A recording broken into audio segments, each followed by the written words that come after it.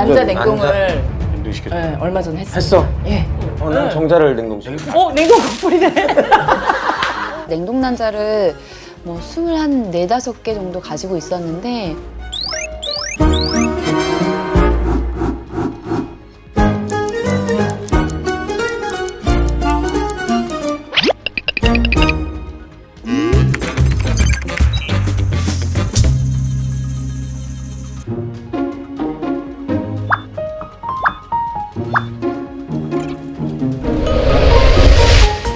근데 지금 뭐를 혹시 하고 계신가요? 지금 난자 채취한 거 만들 수 있어요. 네. 이게 그냥 눈으로, 육안으로는 안 보이나 보죠? 네.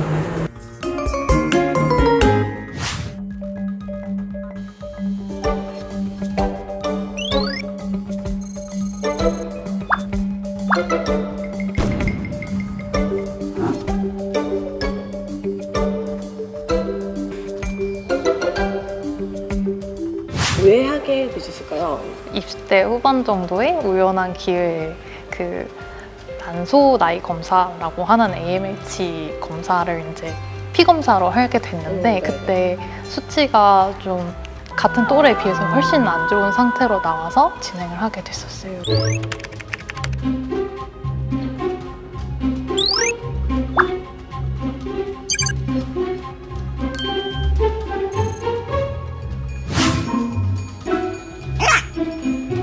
여자 나이가 뭐 20대 후반부터 35세 이전이 제일 회사에서 자리 잡기 위해서 되게 고군분투 하는 시기인데 그때 임신이냐 커리어냐에서 막 고민하게 되는 게 되게 어려운 문제인 것 같아서 과학기술의 발전을 이용해서 다른 옵션을 선택할 수 있는 게 가격이 좀 부담스럽진 않으셨어요? 이게 보험도 안 되고, 의료보험도 안 되고, 네. 되게 어쨌든 가격이 좀 나가더라고요. 네, 가격에 영향이 없다고 할 수는 없을 것 같아요. 목돈을 모아서 한 번 진행하고 네네. 목돈을 모아서 한 번 진행하고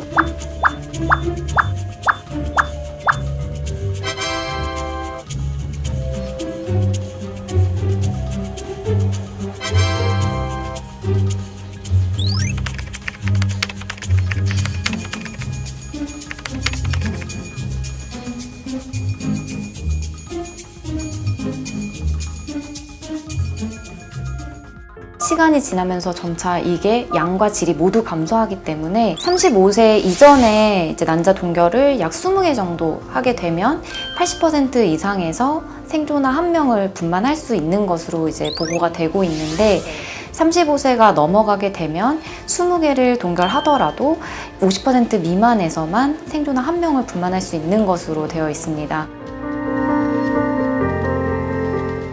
자궁의 상태도 사실은 좀 저희가 노화를 거치잖아요. 가장 중요한 요소는 난자가 몇 세에 채취된 난자냐가 가장 중요하고 사실 자궁의 상태는 아주 크게 영향을 미치지는 않는 것으로 되어 있습니다. 고령 임신에서 나타날 수 있는 위험성들 그러한 부분을 고려해서 이식받는 시점을 결정하는 것이 좋을 것 같습니다.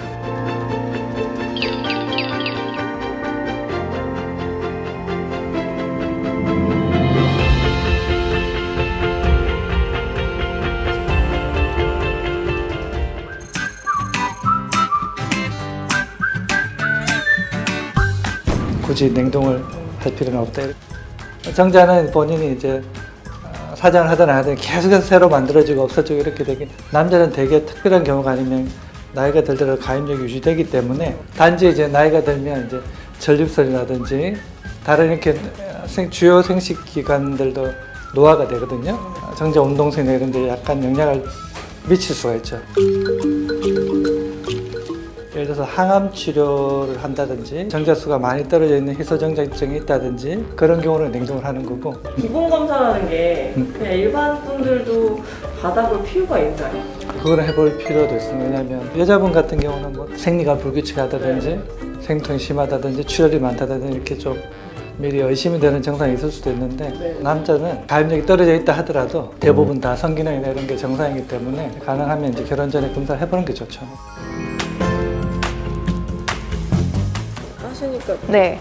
없을 때보다는 든든한가요? 어때요? 이게 둘째용으로도 쓸 수 아, 있는 네네. 그런 아, 옵션을 그렇구나. 하면 되게 좋은 보험이라는 생각이 들어서 매우 든든합니다. 아. 네.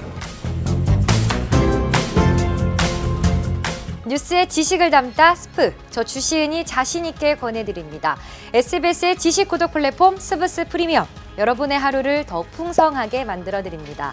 지금 바로 구독하세요.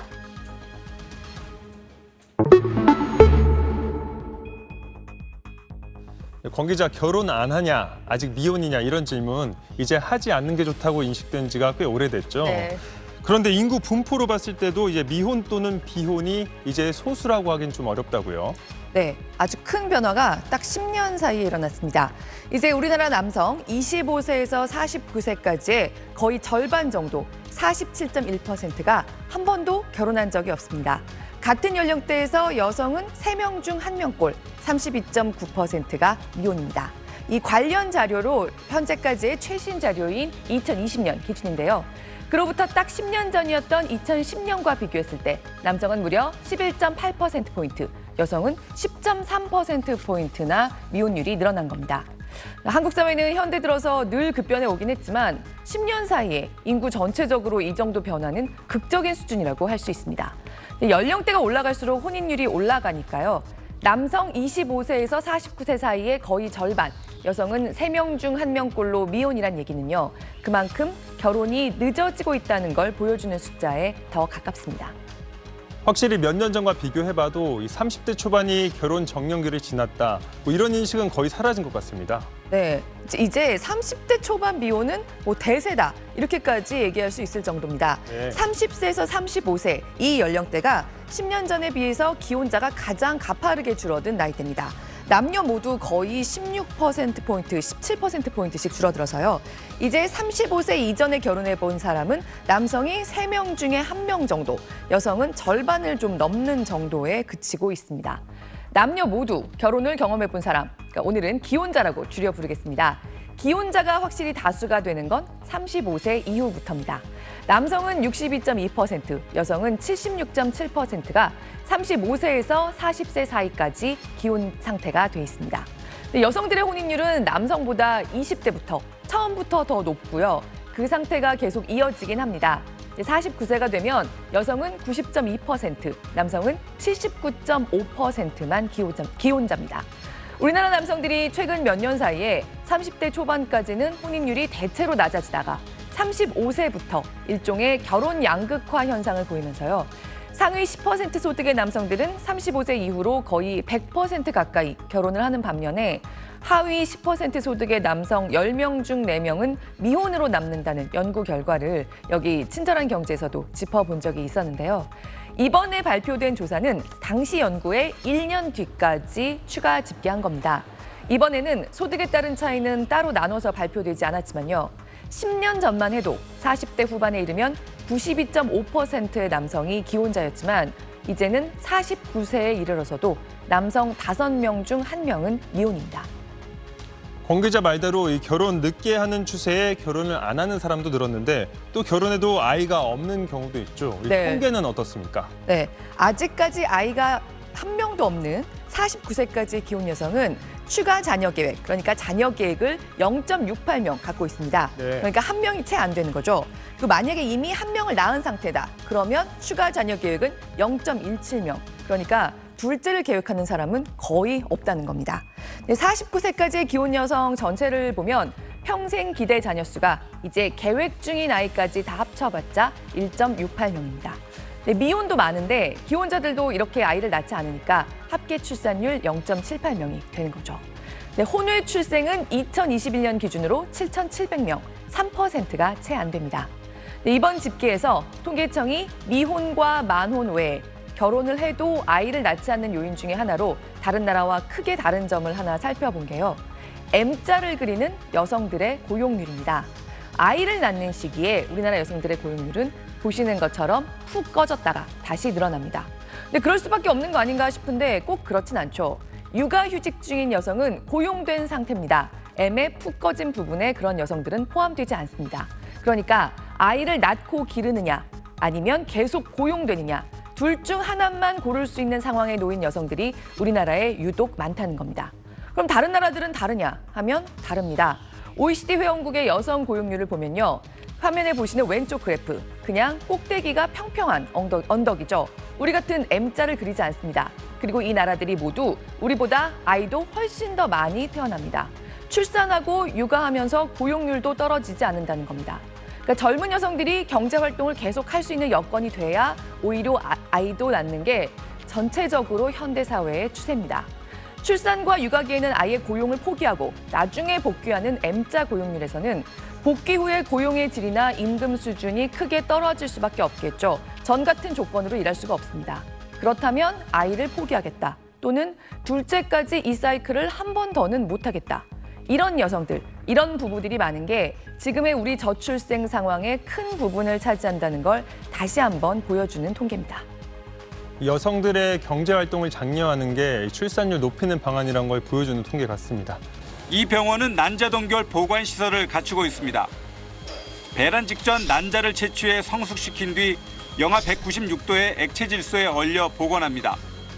75% 임신 확률로 한 명의 건강한 아기를 출산하기 위해서는 34세에서는 10개 이상, 37세에서는 20개 이상, 42세에서는 60개 이상의 난자가 필요합니다. 난자 동결 보건을 위해 이 병원을 찾은 이용자 수는 지난 5, 6년 새 15배 이상 급증했습니다. 10명 중 9명은 지금 당장은 아니지만 언젠가는 아이를 낳을 계획이 있다고 말했습니다. 시술비와 보관료를 합해 비용이 1,000만 원을 넘지만 이용 건수가 전국 155개 난자은행에 3만 건을 넘어섰습니다. 평균 나이가 점점 이제 결혼 늦어지니까 그때서 동결하기 시작을 해요. 거의 40대가 제일 많죠. 요가 강사 정혜진 씨도 난자은행 이용자입니다. 정 씨는 지금 우리 사회가 아이 키우기에 좋은 환경은 아니라고 판단하고 있습니다. 지금 이 시대가 나 혼자 먹고 살기도 힘든 시대가 되고 있거든요. 그러다 보니 점점 엄두를 못 내게 되는 거죠, 출산은.